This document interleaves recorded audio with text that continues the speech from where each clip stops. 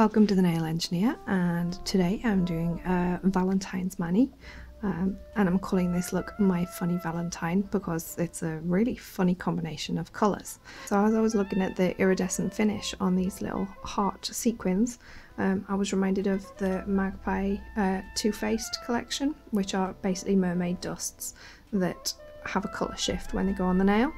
And these can either be padded into the tacky inhibition layer, as I have on my Mani here, or they can be chromed over no white top coat.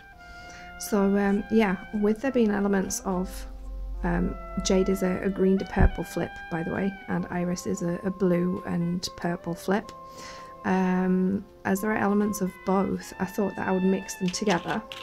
I did that 50-50, but it turned out a little bit too blue. I did also check if I could get away with just jade on its own, but it's just a bit too green. So what I finally settled on my mix was 2 parts jade to 1 part iris mix, just to get those colours kind of balanced out there and coordinating with little glitter pieces. So I will be actually switching this up on my other hand, and I'll just go through the nails in a sec. So that's this one out of the way. This one, with the exception of the glitter pieces, the only other thing that happens to that is that it gets a generous helping of rubber top coat in 2 coats to encapsulate those glitter pieces, because they are, if I can focus in on this at all, quite chunky, quite a lot thicker anyway than your normal glitter pieces. They are what I would call a sequin rather than a glitter. So yeah, you're gonna have quite a large nail, so I recommend to keep this to the ring finger or the pinky. On the middle finger, I've just got Uptown Girl with matte top coat over and shiny top coat on my thumb, and then on the index finger, the pointer, which I'm actually going to switch this up on the other hand, I'm going to have this on my pinky and this on my pointer. What I've done is I've just drag marbled some little hearts through there using this other Madam Glam polish, which is called Irresistible, that's got lovely glitters in it because I love the glitters, and it's got that kind of like greeny bluey turquoisey tone of the iridescent coating. So that's Irresistible, and to do the drag marbling I will be using my dotting tool and a needle in a piece of blue tack, just to make it easy to kind of grip and whatnot. Well, I've got my base paint on.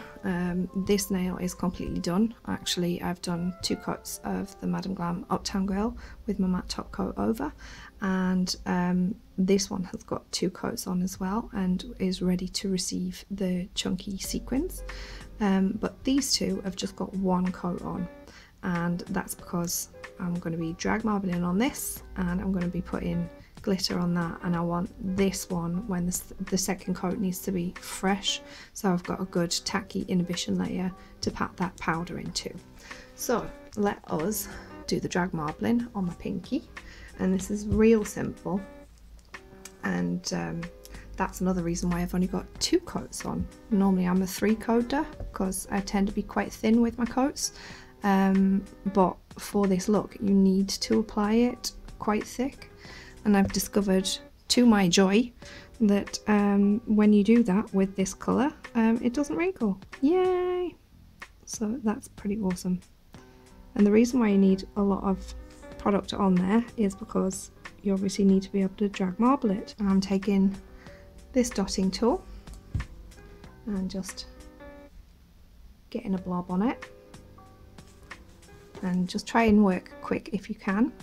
And I'm going to do the other way on this nail, so I have 1 blob there, 2nd blob there, and if you notice that your blobs are getting a little bit small, just reload, and another blob about there, and a final one about there.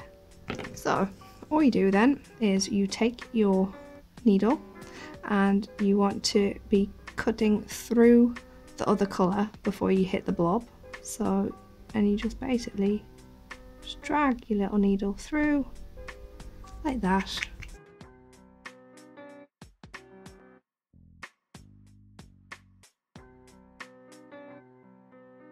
just a nice thin coat of that, and then a very useful gem picker, and I will start placing these on. And I'm guessing you don't really need to see this bit, because I'm sure you can figure out how to dot bits of glitter around your finger. This is a bit boring for you to watch, so I'm just going to finish faffing them about and getting them into position on my nail, and then I'm going to cure this just for 30 seconds, just like a part cure, and then I'll come back to put the encapsulation on. Okay, so while this was curing to keep all those little bits of glitter in place, I put my second coat of Uptown Girl on my pointer, which is going to be a bit mermaidy. Not too much of it, unless you want it to be like super opaque. I prefer it to be a little more kind of subtle, she says, as she dumps a shitload on there. Oh hey ho. Oh well, bye bye subtle. Let's just get it on there. And these little dishes are like super useful. I fear it's the end of my love affair with takeaway menus. So for someone who's only going to use a little bit on there, I've actually ended up using quite a lot. And there it is, all nice and shiny and mermaidy and green and blue and purple. Oh my. I'm going to get that top coated, and then the last thing that we're going to do is finish off the ring finger.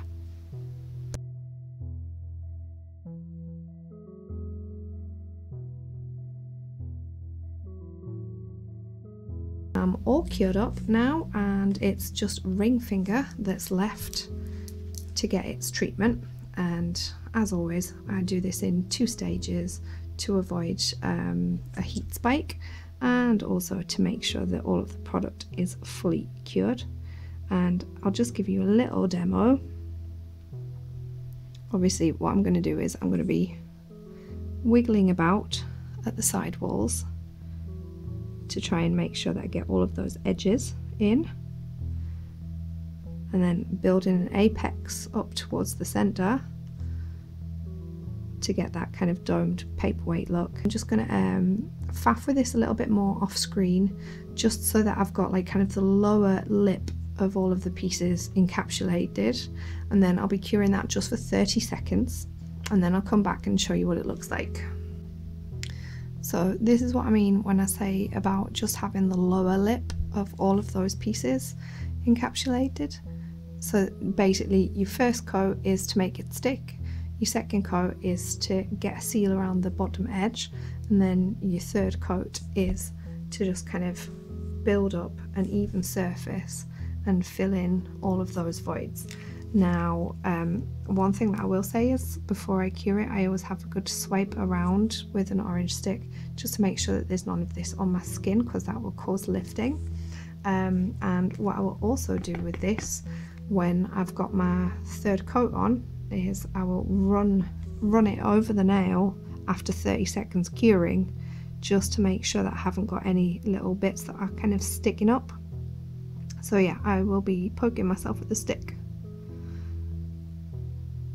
So as you can see there, all I'm doing is I'm getting a generous amount around the middle of the nail and just making sure that I go over all of the pieces to kind of seal those in. And like I say, this can be refined afterwards, but in order to do that, obviously you need to have a little bit of wiggle room. Oh, my TV is possessed, it's just switched itself on. Awesome. Yeah, I'm going to need a little bit of wiggle room in between the edge of the glitter and obviously the edge of my product. So you can see what I'm doing now, just kind of going around the edge in a circular motion, kind of just walking it backwards and forwards until I can see that it's covered. And then the last thing that I do is get my apex, and just again using kind of like an oval motion, same shape as my finger, just kind of building and building, making sure that all of those gaps kind of filled in. And now what we need to do, missed a bit, gravity. I'm just turning upside down, if you can see there. I'll turn it upside down that way so that I can't see what I'm doing, but so that you can see what I mean. And I'm just going to let gravity pull down the weight of that product on itself, just to kind of like make it level. See what I mean? And you can see how it's like pulled down. And then I'm going to cure that for 30 seconds, do the stick test, and if there's no lumpy bumpies, then I'll give it the final 30 seconds. So that's all cured up now, and you can see in comparison to the other one that that's quite thick, because now I can refine it down. And yes, I've done the stick test. There are no bits sticking up on the nail. So all I'm doing is I'm taking a 180 grit file that's quite seasoned, and you literally exactly the same kind of process as when you're refining an enhancement, acrylic or gel.